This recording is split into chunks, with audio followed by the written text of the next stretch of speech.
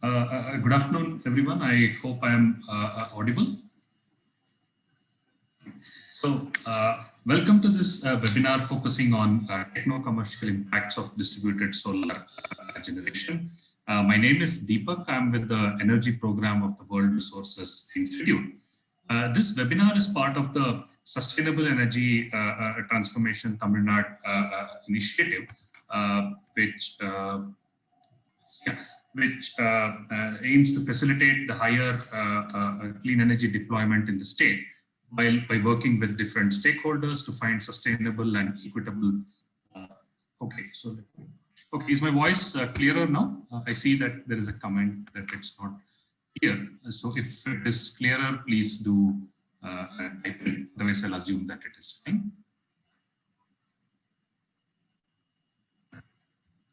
Okay, so as I was saying that it's part of the Sustainable Energy Transformation Tamil Nadu initiative, which aims to facilitate higher deployment of clean energy in the state by working with different stakeholders across sectors. So, for instance, the DISCOM, the agriculture department, wherever clean energy interventions are possible, this initiative aims to work with those departments across the state and try to increase the clean energy deployment. This webinar will be presented by my colleagues at Auroville Consulting, Martin Schurfler, who is the co-founder of AVC, and Reshma Suresh and Victor Katrib, who are renewable energy experts with AVC. Before I hand it over to Martin, a few points to note for the audience. One is that the report is available at aurovilleconsulting.com. You could download it from there.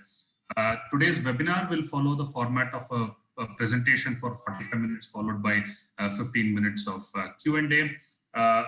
We will be monitoring the chat window, so please do type in your questions in the Q&A segment. And if you do have any issues related to audio or any other problem, please do type it in the chat. We will try to help you out on that. So with this, I'll hand it over to Martin to get us started. Thank you.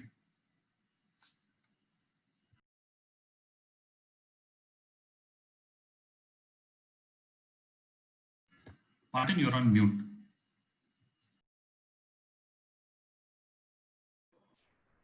Before my two colleagues, Victor and Reshma, go into presenting the findings, I wanted to quickly present a little bit the context with which we worked and the overall objectives of this exercise.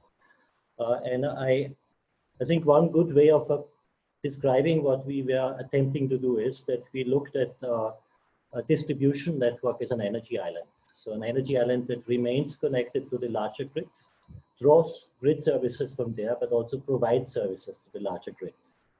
The objective was to explore what it takes to develop an energy neutral or positive distribution network by introducing solar energy, time of the day tariffs, and consequently distributed energy storage. By energy positive or neutral, we mean that 100% of the annual electricity requirement comes, in this case, from distributed solar energy. In this context also, the way we have defined solar energy penetration was in energy terms. That means on the consumption and not in capacity terms, which is different than most of the organizations would have defined it.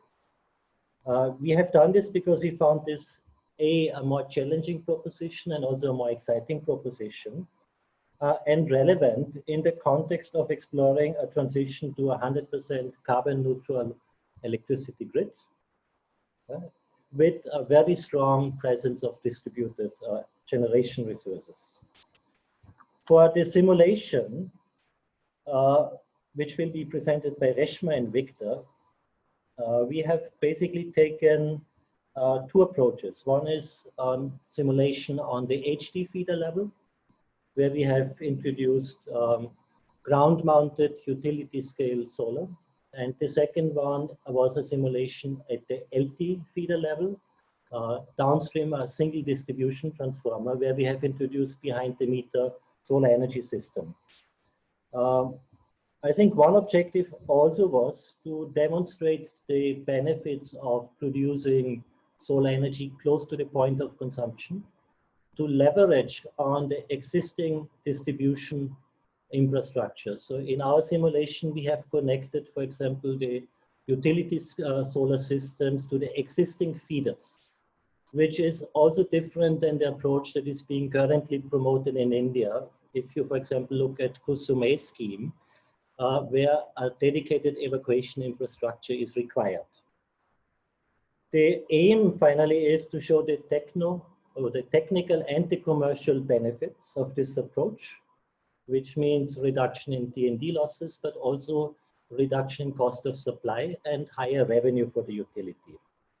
The analysis was undertaken for 10 feeders at the substation in Erode in Tamil Nadu, and for a single LT feeder connected to the same substation. For the purpose of today's session, we needed to reduce the complexity, and we will present findings for 2 HT feeders and findings for the single LT feeder. If somebody wants to download and read the report, you can see the link at this slide that is open right now.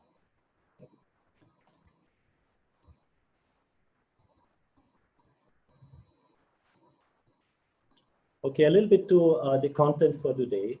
A very quick introduction and context setting.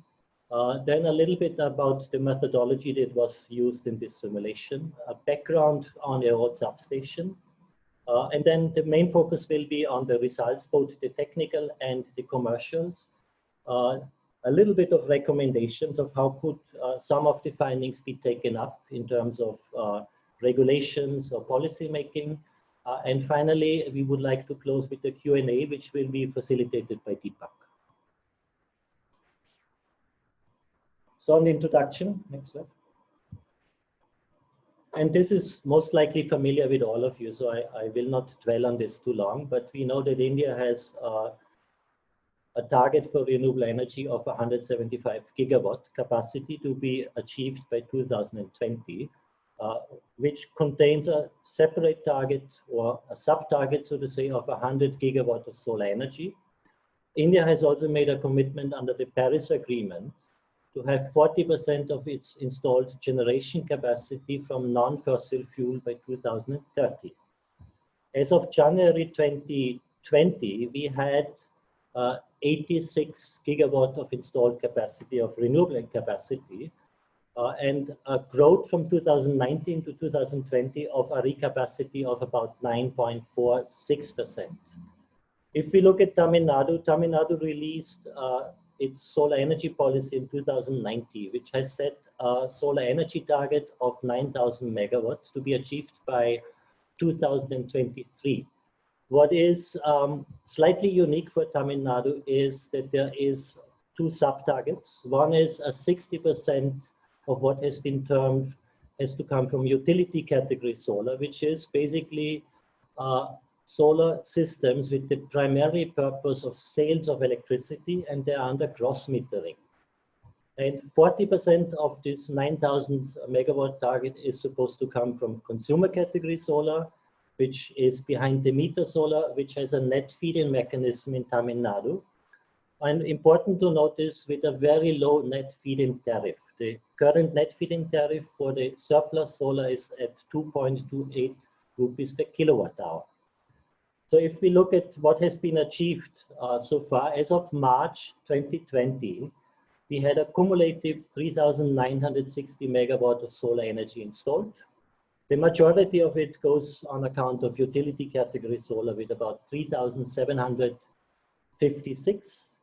And a very moderate amount of consumer category rooftop solar, which currently stands at 156 megawatt, which is less than 4% than the target that I've mentioned earlier of the 40% or 3,600 megawatts. So there's a long way to go for the state if it wants to achieve its consumer category solar target. Yeah, and at this point, I hand over to my colleague, Victor, to elaborate on the methodology. Good afternoon, everyone. As Martin said, my name is Victor. I will introduce the methodology we took for this report. First step we took was the collection of raw data from Erode substation. We had to go there in person, collect data from logbooks. was like manually entered by the workers there. And then we had to manually enter the data in Excel. Second step was the data processing, where we use Python and Excel, statistical tools, some Python package to organize the data better and to be able to perform the simulations using OpenDSX on the step number 3. After performing the simulations, we move to step 4, which is the technical financial analysis. On the next slide. Okay, so step number 4, for the report, we analyze 8 scenarios, but for the sake of this presentation, we are analyzing only 6 scenarios, which are business as usual scenario, which is the current scenario without any intervention, 40% solar penetration, then 70% solar penetration, 100% solar penetration. Then we add time of the day tariffs on top of the 100% solar penetration. And finally, we come up with a scenario of 100 solar penetration, time of the day tariffs, and storage.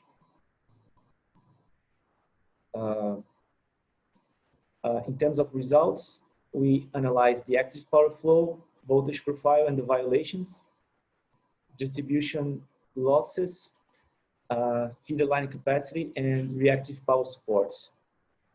On the financial analysis, we analyze the reduction in cost of supply, increasing revenue for the utility, net revenue, which is basically billing collection minus cost of supply. And then we compare to the business as usual scenario, like evaluating each scenario individually. Also, like we do the same analysis for utility category and also consumer category. On the methodology, a few considerations before we move on. Migration to a lower tariff slab is not considered, especially for domestic consumers, meaning that when solar energy is introduced, because of self-consumption, probably that's less energy coming from the utility, which may incur in a change of slab. This is not taken into consideration in our report, otherwise complexity will increase substantially. Demand charges are also included in the average billing rate. Growth in the energy consumption is not considered since most of our analysis is done in a yearly basis. So growth in the energy was not considered. Distribution and network upgrades costs are also not considered when we analyze the final savings and compared to the business as usual scenario. Like this upgrade can be change, replacement of transformers, adjusting set points of voltage, and etc. As Martin said before, solar penetration is defined in terms of energy, not in terms of capacity. This will be explained further by my colleague Reshma in the further slides. In terms of, so for the utility, we did not consider any diurnal price variation since this data is not publicly available, meaning we use an average power purchase cost for the whole day. And we use this average power purchase cost for calculating the cost of supply as well. When analyzing the feeders data, we remove all the grid outages, meaning we analyze solely the profile of consumption. We remove all valleys and spikes in the load curves. Reduction and increase in transmission losses are not considered. As Martin mentioned before, we analyze the substation as an island. And also because our data was mostly hourly based, we did not perform any transient analysis, meaning harmonics and frequency were not part of the scope of this report. Now I'll forward the word to my colleague Reshma, which will do an introduction on the analysis of the data from the Erode substation and the data we collected. Reshma? Thank you, Victor. I will continue with the Erode substation. Do I have the remote controls? Yes, you do. Okay, no, I couldn't change the slide. A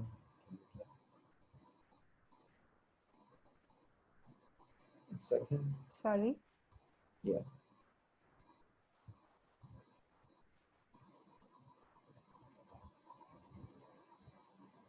Okay.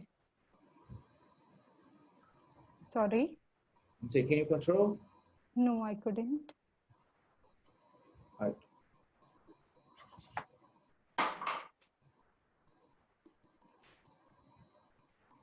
Sorry.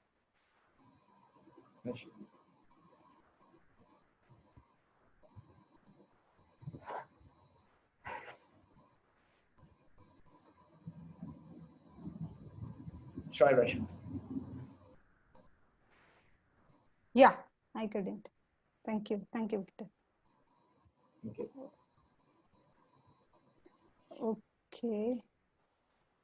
So yeah, thank you, Victor. So I'll be continuing with the Erode substation. I'm just switching off my video for better connectivity.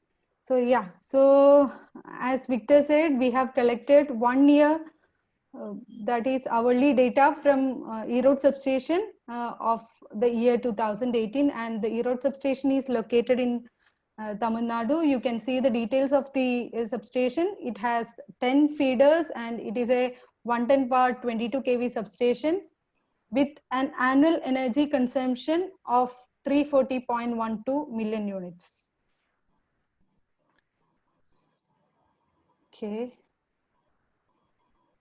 Sorry. Why the slide is not moving?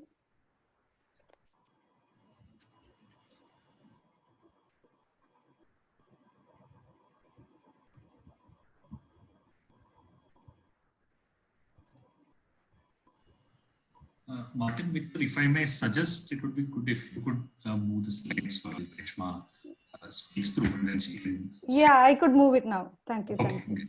Okay. Sorry for the interruption. So yeah, I will continue with the consumer profile. So you can see that the total number of consumers or the service connections in different consumer categories for both Erode substation and DT under consideration. So we have selected DT26 of collectorate feeder as it is having a similar percentage contribution as that of Erode substation for different type of consumers, that is residential, commercial, industrial, and others. So you can note that a high percent of the total consumers, that is almost 2/3 of the consumers of the total, are under residential category for both Erode substation and the DT26 of collectorate feeder under consideration. So you can see the percentage distribution and the total numbers here. Okay. Then coming to the schematic diagram.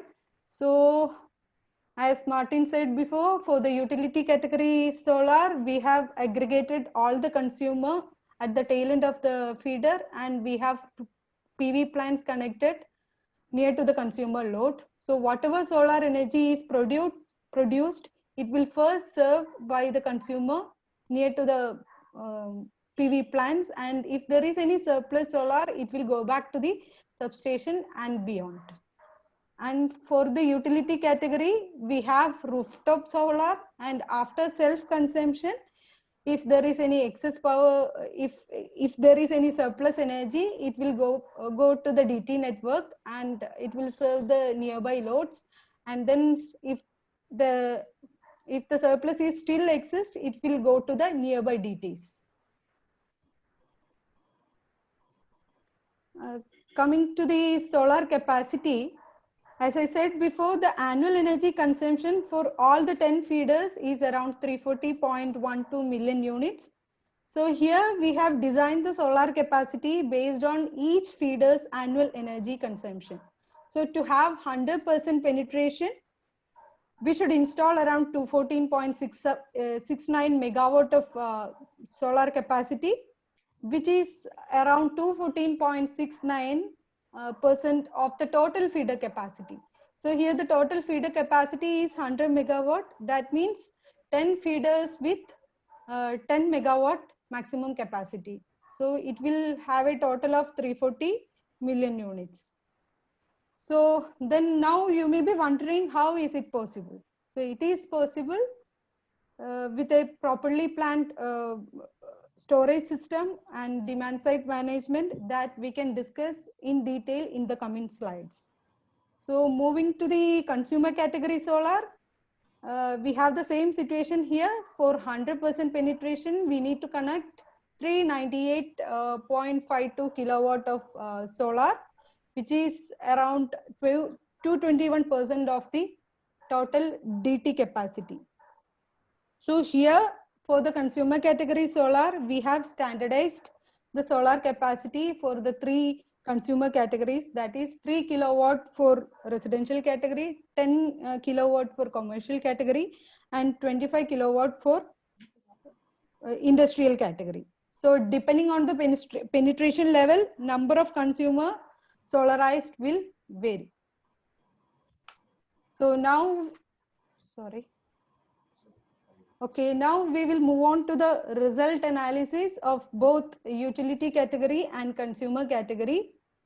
So please note that we have done the steady state power flow analysis for 1 year hourly data using OpenDSS software, which is developed by EPRI for all the scenarios under consideration. So for the purpose of the webinar, as Victor said, we will first discuss on the business as usual case, and then we will introduce solar at 3 different penetration level, that is 40, 70 and 100. And then we will introduce the time of the day tariff to 100% penetration level, and then we will introduce storage to 100% penetration level. So first we will discuss the technical analysis, and then we will move to the financial analysis. Okay.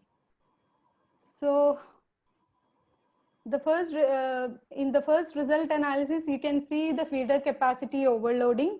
So as I said before, the maximum feeder power carrying capacity is calculated as 10 megawatt for all the feeders, and since the penetration level was fixed, according to each feeder's annual energy consumption, the amount of solar capacity connected to each feeder will differ. So let us see which all feeder can go up to 100% penetration level. So here you can see Erode Town, Solar feeder and Surampatti feeder. 3 feeder can go up to 100% penetration level, and for 2 feeders there is no overloading. Up to 70% penetration level, and for remaining 5 feeders they can go only up to 40% penetration level.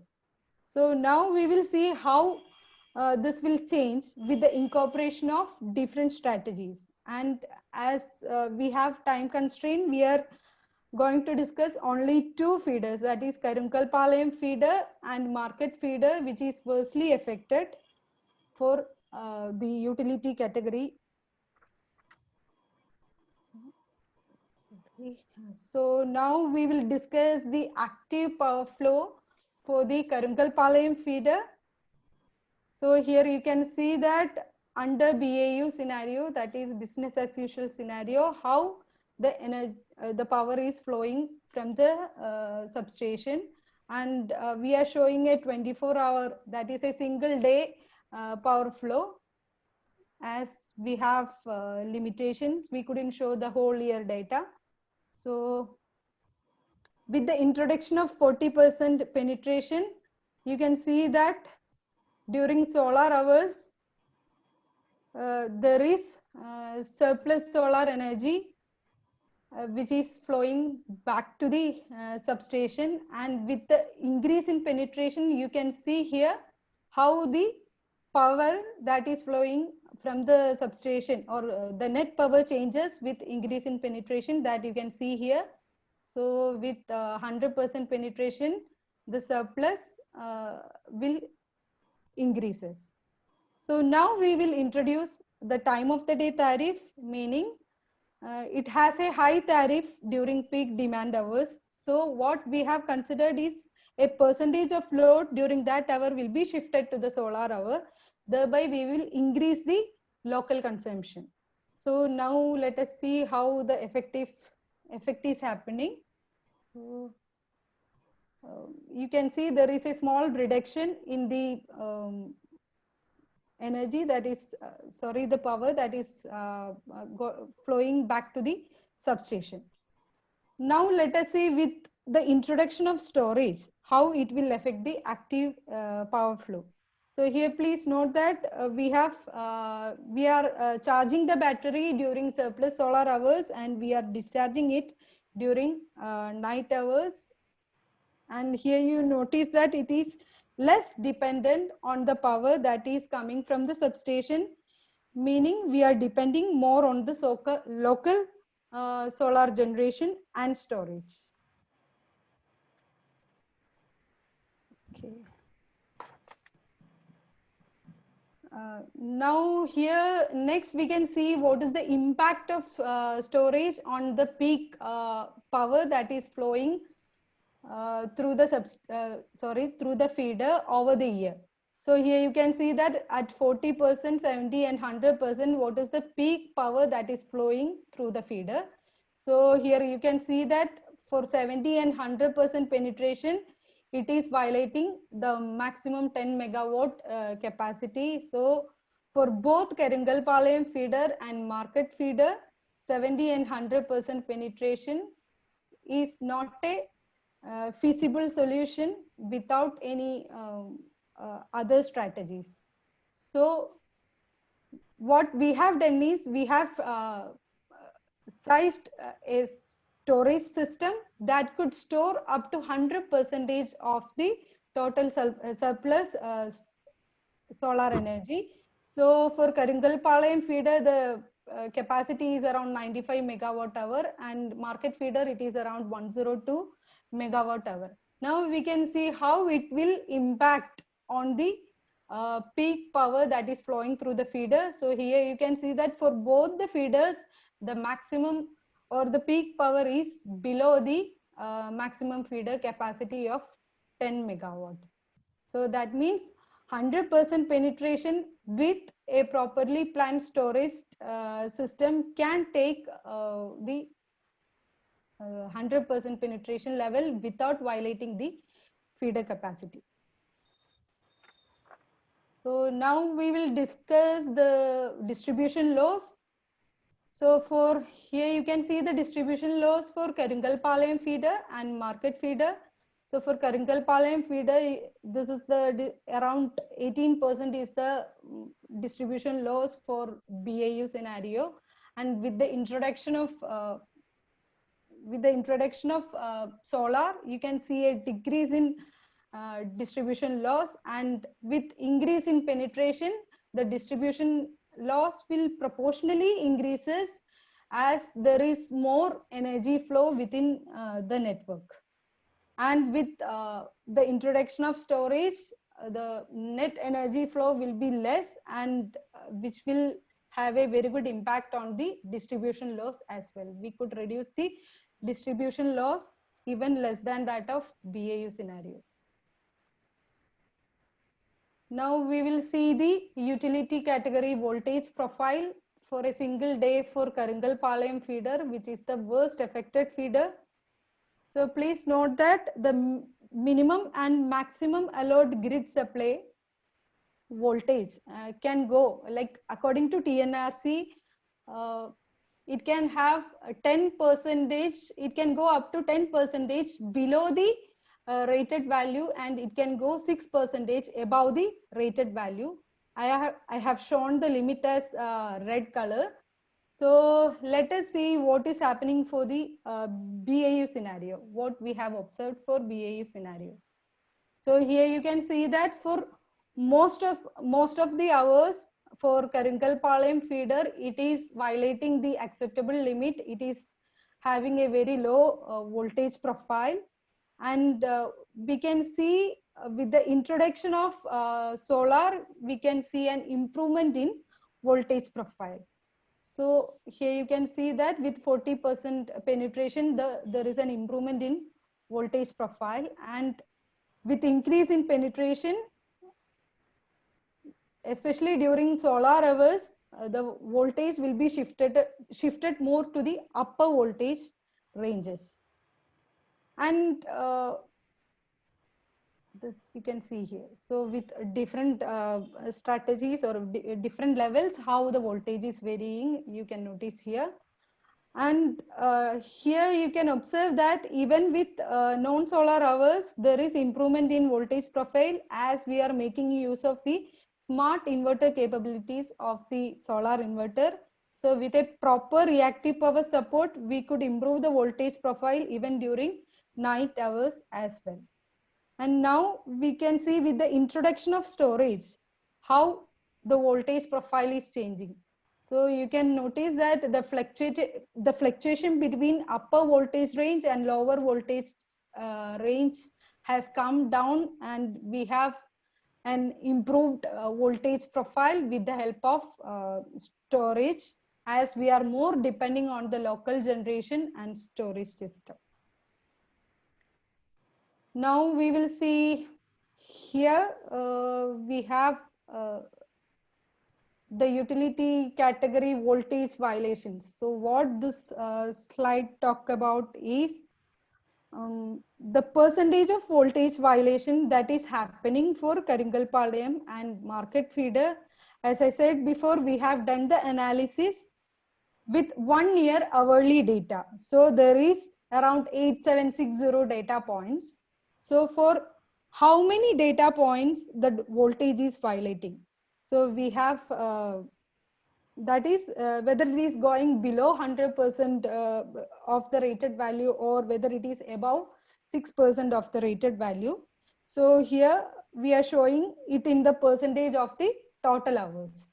So as you can see here, for Karingalpalayam feeder, what we have observed is around 87% of the time the voltage is violating.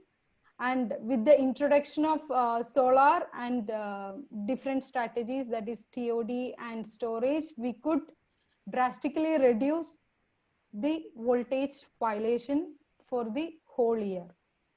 So same is the case with market feeder, so that you can see here. So with storage, we could bring most of the voltage at different like tail end voltage to within the acceptable limit. Now we will move on to the consumer category result analysis. So here we have around 236 consumers, and the number of consumers all raised increases with increase in penetration. We have already discussed the details of the solar capacity for different consumer category. So now we will see the power flow from beyond DT26 under consideration. So for business as usual scenario, you can see how much power is flowing from the substation to the DT26 and to the loads. So you can see here. So now we can observe what is happening with introduction of 40%, 70 and 100% penetration level. So you can see that with 40% solar, there is a reduction in power that is coming from beyond the beyond DT26, and we are less dependent on the power that is coming from beyond DT26 during solar hours. And with increase in solar penetration, we could see more energy is flowing back to the DT26 and to the nearby DTs. And with increase in penetration, this will further increase. And now we will introduce the time of the day tariff as similar to that of utility category. So here you can see the effect of that. There is a reduction in the energy that is flowing back to the DT26 to the nearby loads, as we are having more local consumption. So now with introduction of storage, we will be more depending on the local generation, and it is less dependent on the power that is coming from beyond DT26. So coming to the distribution loss in consumer category, here you can see that with increase in penetration, there is an increase in distribution losses. That is a proportional increase in distribution losses. That is mainly because because the net energy flow within the network is increasing with increase in penetration, and with a proper planned storage system, we could reduce the distribution losses than the BAU scenario. So next we will see different voltage level, the consumer category voltage at different service connection point. So here you can see the percentage of service connection points at different voltage ranges for two time frames. The first one is during solar hours and the other one is during night hours. So for BAU scenario, you can observe that most of the service connection point are in low voltage ranges. With increase in penetration, most of them are in upper voltage ranges, especially during solar hours. So here you can observe that. And here there is a little red color, means there is a violation. So this you can observe. So with introduction of storage, but we can see that many of the voltage, like there is an increase in percentage of the service connection point in the middle range of voltage, that is 0.98 to 1.02 per unit. That is an ideal case.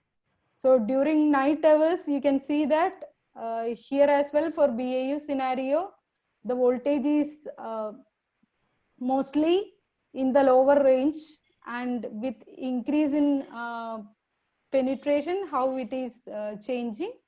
So in most of the case, the voltage is with in the lower range as well, that is below 0.98 per unit. And with increase in penetration, you can see that most of the voltage at service connection points are in the range of 0.98 to 1.02 per unit. So that means we can have a better voltage profile with the introduction of 100% solar and storage. So coming to the feeder capacity, the LT line capacity for this DT26 under consideration. Here you can see that, okay. So here all are in blue colors, and if there is any red color, means there is overloading of the line, and the thickness of the blue line shows the current, there is an increase in current flow. So with 70% penetration, you can see that the thickness is increasing here. That means more current is flowing through that lines. And with 100% penetration, you can see there is violation here. And with introduction of TOD, we couldn't reduce the violation. So still there is violation here. But with storage, you can see there is no violation. That is, the feeder can take the 100% penetration without violating the feeder capacity with a properly planned storage system. So on concluding the technical analysis, we can say that 100% penetration is a winning proposition with a properly planned storage system and demand side management. Also, based on feeders energy consumption, we can go up to 100% penetration level without violating the feeder capacity. So now we'll move to the financial analysis, and Victor will continue. Thank you. Thanks a lot, Rashma. I'll take on from now with the financial analysis. We're gonna do a quick summary on the Carangal-Palhan feeder for 1 year. In terms of total unit supplies, which means units supplied from the grid and solar energy and storage when it's the case, we have an increase in total units supplied with increasing solar penetration. However, when we introduce storage, the amount of energy supplied go back to slightly what was the business as usual scenario due to a better management of the and storage of the excess solar energy. In terms of cost of supply,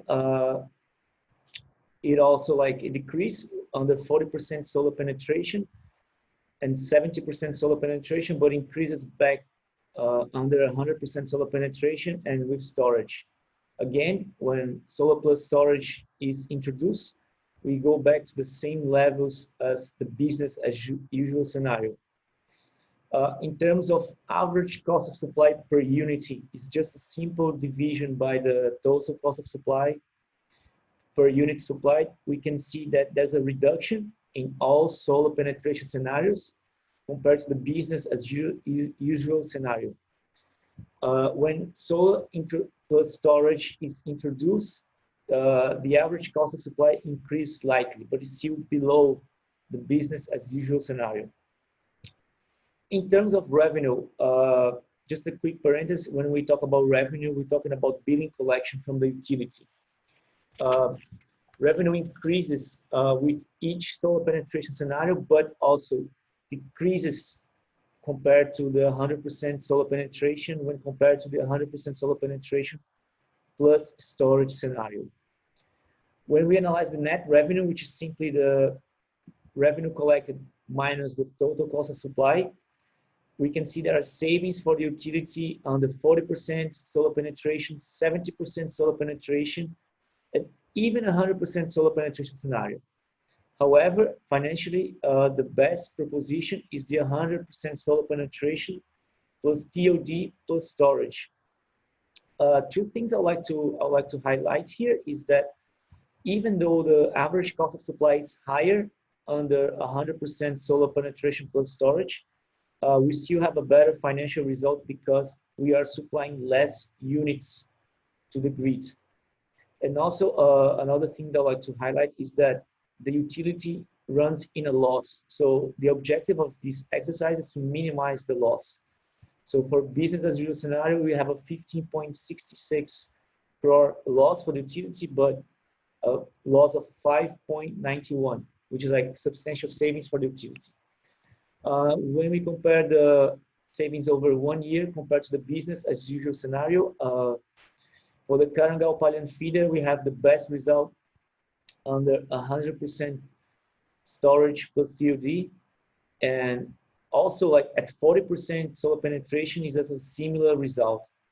For the market feeder, however, we have the best financial result at 100% solar penetration, and storage, but also at 70% solar penetration. So that's just slightly different. So for Karangal-Palyan feeder, we have the best optimal scenario in terms of just solar penetration at 40%, but at market feeder at 70% solar penetration. But the best scenario for both cases is still 100% solar penetration plus time of the day tariffs plus storage. Another exercise performed for this report is the financial analysis over 25 years. So we introduced a 6.97 solar plus storage tariff over 25 years. We got this value from the SECI tender from August 2019. And for Karangal-Palyan feeder, we have savings of almost 100% and a break even in year 12. So a net revenue over 25 years of 0.04 crore loss. However, for market feeder, we actually have a profit over 25 years. Savings of course, 104% and a break even at year 7. I would like to highlight that under business as usual scenario, the utility will never profit if any strategy is implemented. So we can see that the implementation of solar plus storage is either technically very good for the utility, but also financially very good. We will do the analysis now for consumer category. We're going to analyze the same parameters as we analyzed for the utility category. We can see that slightly different results when we talk about 100% solar penetration plus time of the day tariffs plus storage. We have a loss of 0.06 crore with 100% solar penetration storage, which is still better than the business as usual scenario of 0.14 crore loss. However, for a commercial category, we have an increase of financial results, a better financial results with increasing solar penetration. And this can be by the fact that, as Martin pointed out before, the net feed-in tariff is very low. So that means that utilities purchasing power at a very low cost. So the increase in solar penetration is financially attractive to the utility. Another thing that makes the analysis a bit difficult is that we do not have any solar plus storage tariff in place. So for this exercise, we estimated at 8 rupees per kilowatt hour solar plus storage tariff, which is slightly high. We perform also a similar exercise for the utility category over 25 years for the consumer category, and we had financial savings over 93%. Yeah. Just to highlight, this is 100% solar penetration plus download data tariffs plus storage. So we had savings of 93%, meaning that there's still a loss, but the loss over 25 years is almost minimized. So you can see like the graphs in blue and red, meaning like blue is the savings to utility and red is the loss for the utility. So over time, the utility start profiting around year 13 to 14, and the areas of the graph are almost the same, but the area in red is slightly bigger. We will move on to the key findings quickly as we are running out of time. So the key findings are a combination of both financial and technical results. So the key findings we have is distributed solar energy improves voltage profiles and also reduces distribution losses, and is an opportunity for to improve voltage service levels. So our recommendation regarding these key findings is regulators to impose measures to implement voltage service standard. As of now, Tamil Nadu has no penalty for utility providing a low voltage, and we also recommend that this voltage service level increase to plus or minus 6%, which is the recommendation of Central Electricity Authority. In terms of existing infrastructure, the existing infrastructure in Tamil Nadu is able to take up high levels of solar penetrations.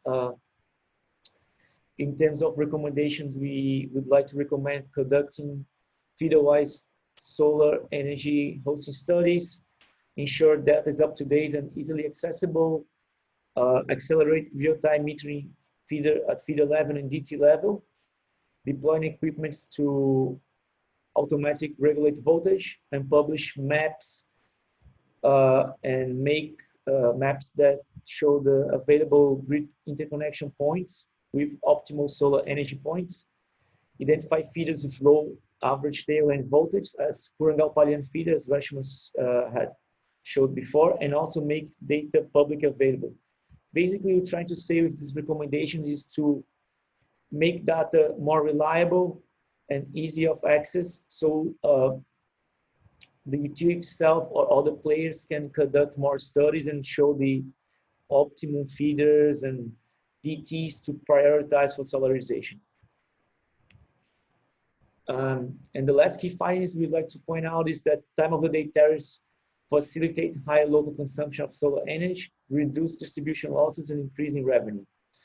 Also, 100% solar penetration has been proven to be a winning proposition, technically and financially, especially for utility category solar, and also solar energy can be a good strategy for cost of supply reduction for Tangential. So we recommend introducing time of the day tariffs for all consumers, not just high HT consumers, as also for low tension consumers. As of now, just high HT consumers have time of the day tariffs. We also recommend launching pilot projects that integrate solar energy and storage. So in a way, we can have real data to be analyzed, not just simulations, and also introduce solar plus storage tariffs for both utility and consumer categories. So this way, solar plus storage strategies can start to be deployed and incentivized by the utility and government. Thanks a lot. I'll pass the word to Deepak now for Q&A. And thanks a lot for your time. So thank you, Martin, Reshma, and Victor. It was a great presentation, and we already see that there are about 10 questions already which are lined up, and I'll be asking them sequentially. But at the same time, there are also questions which I have attempted to answer through text, especially questions sought by Ms. Susmita Subada and Mr. Michael. So hopefully you are happy with those answers. If not, we could try and take them up depending on the time available. So I'll start with a question by Mr. Abdul Qadir. So any specific reason on selecting the Erode substation for the studies? Yeah, maybe I can answer this. Abdul, glad that you are here. To be honest, no particular reason. Erode substation was the only substation where we were able to get data. We would have been quite happy to do a second substation, but it so happened that this was the only substation where we were actually able to get data. Therefore, Erode substation. That's the only reason. And then we have, thanks Martin, we have a question from Ms. Akila. So are the results of all the feeders that you have studied available in the, along with the report, are the results of all the feeders also available in the report? Yeah, yes. Okay. Okay, then there is a question which was asked by both Ms. Akila and Ms. Subhada about a storage system. So what is the storage system that has been considered, and what is the sizing of the system? Reshma, would you like to answer this?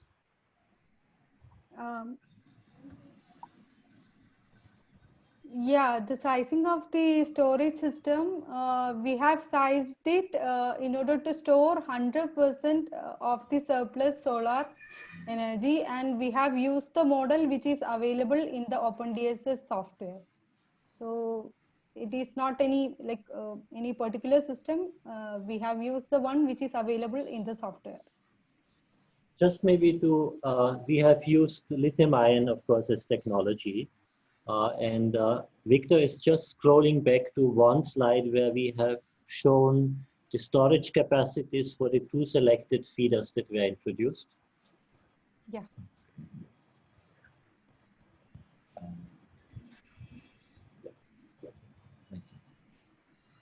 Yeah. So here you may see that for the first feeder, it was a storage capacity of 95 megawatt hours. And for the market feeder, the second one, we had a capacity of 102 megawatt hours. Okay. I think this also answers a question which Mr. Arun Kumar Vijayan had asked in the chat window. So, great. So then moving on to one other question from Mr. Abdul Qadir. What do you mean by 100% plus TOD scenario? If he's requested that we explain what that implies. Yes, what we mean by 100% plus solar penetration plus TOD is like we take the actual load from that we got from the substation, we implement, and then we introduce time of the day tariffs under the actual load. Is an exercise because time of the day tariffs are not in place for this particular load. So after we implement the time of the day tariff, which is a higher tariff on the peak hours from 6 to 9 in the morning and 6 to 9 at night. So we modify the load shape, and then we introduce the 100% solar penetration after modifying the load shape. Thus, I hope this answers the question. Right. So there is a related question from Mr. Michael asking whether it is possible to reach this 100% penetration along with TOD and storage at once. His view is that it could be a challenge, especially if this is the only combination without violation. So is it actually possible to get this in a real time, or is it more of a simulated results, which is an ideal scenario? Well, maybe Reshma, you may want to come in after that, but I guess the objective of this presentation actually was to highlight that this is possible both technically and of course has substantial financial benefits to the utility with the assumptions, of course, that went into this work. But yes, so based on the simulation that we have undertaken, 100% solar energy penetration in energy terms is possible, provided that you have the additional two strategies implemented, which are the time of the day tariffs and the energy storage. Reshma, would you, to add on? I hope that answers this question. Yeah.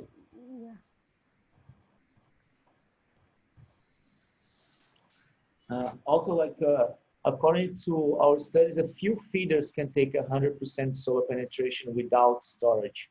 That is important to highlight as well. Okay. So, Reshma, you want to add on? Please come in. Hello, is it audible? Yeah. Yes. Yes. Yeah. So yeah, as we have analyzed, and in Erode substation, we could analyze different type of feeders, like with lower consumption and with higher consumption as well. So yeah, it is a simulation study with actual data, and this is a steady state analysis, and yeah, there will be other challenges and power quality issues as well. So that is why we are recommending a pilot project, so that we can have the analysis with a practical system. So that's it. Yeah, thank you. Thanks, Reshma. And then two more follow-up questions from Mr. Michael. We can take them since we have about 2 to 3 minutes left. One is, he wants to know, Victor, you mentioned that this solar plus storage tariff is slightly higher at 8 rupees per unit. So what is the reference point with which you are saying it is higher? So that's his question, number one. I didn't get the Brilliant. So consumer category solar. Okay. So like for consumer category solar, the tariff is just a high level assumption. Like for consumer category, there is no tariff in place. So it's just an assumption we did. For the report, there's a sensitivity analysis where we explore the effects of different tariffs from 4 rupees up to 11.61. So we have a more broad analysis but for the presentation, we just took a middle one between 4 and 11.61. So yeah, it's just a high level assumption, but differently from utility category where we actually have tariffs that have been tendered. So, and then one other question which he has is, which particular technology within the lithium ion, series have you considered? So my assumption is that you haven't dived down deep into the chemistry of it. It's more of a mathematical thing, but yeah, and capital cost assumptions, I think, are there in the study. So, Mr. Michael, you could take a look at the study once you've done it. Yeah, you have answered it, Deepak. So yeah, we didn't dive into the chemistry. Yeah. Okay.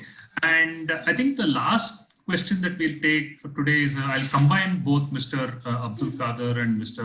Ram Arvind's question is, is it too early to discuss storage as a solution to Tamil Nadu, and is it feasible for the consumer scale?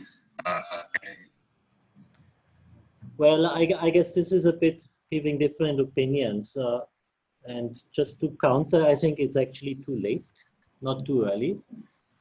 And even if you look at most of the houses in the state and in India already have a UPS, right? So, but what we don't have yet is basically a battery, even whether it's a home system or a commercial system, that is grid interactive both ways. So there must be millions of UPS systems already in place. So definitely, and of course it's because of the poor power supply quality, but it seems that the consumers are willing to spend on reliable power supply, including storage already. So the next step is actually a small one. The next step is that the same storage system is grid interactive. Thanks, Martin. And then before I just begin to close the session, there are two more questions which I think you can also quickly address. One, have maintenance costs been considered in the modeling, let's say over the time period of the particular project? Have you also considered the O&M requirements for the storage system? Yeah, so we have basically used the levelized cost for the systems, and the levelized cost does include O&M costs. Yeah, they have been considered. Sure. And then the last one for today from Mr. Shatrughan is, what was the total project cost and who funded? So again, my answer to that is this is a simulation study, and it's not an actual implementation on ground. So I think we hope that TANGEDCO would see the benefit of the studies that we've done and take an implementation forward. Hope that's accurate. We are happy to get funding. Okay, thank you, Martin, Reshma, and Victor, and everyone who has attended today. This was a great webinar, and working with AVC as part of this SETTN project. I'm very pleased to say that this definitely shows a way forward for TANGEDCO to overcome a lot of its current challenges and move into the future. One is it talks about the importance of demand side measures and storage, and Martin correctly mentioned that we are a little late in starting to implement these solutions. We are seeing how consumer side solutions can help in a lot of things, more loss reduction being one of them, but at the same time you also saw the drastic improvement in power quality that you're able to get, especially on the voltage control front. Similarly, with these active inverters, I'm sure harmonic controls also should be something which would be in the realm of power quality control. The only hope is that the utility sees these as sees these savings and starts to bring in changes in its business models and approach towards how to engage consumers. And this is actually giving a lot more voice to the consumers to have their own energy systems, interact with the utility, and make it much more of a democratic grid, so to say. So we can hope and try to work with the agencies and consumers within the state and see that we achieve the stated clean energy goals. So that said, I wanted to thank everyone for taking your time out and for your interest in this webinar. The registered participants will get an email with the presentation and a report along with it. So I'm not sure whether it will be an attachment or a link. I'll request Victor or Martin to clarify. And I'm also, there is a short feedback form which is going to be popped up at the, towards the end of this. I think it will be a voting pattern on your Zoom screen itself. So Niveda, you could take that up and please project the votes. Thank you, Deepak. Thank you. Thank you, everyone, and stay safe. Goodbye. Thank you, Reshma. Thank you. Thank you all.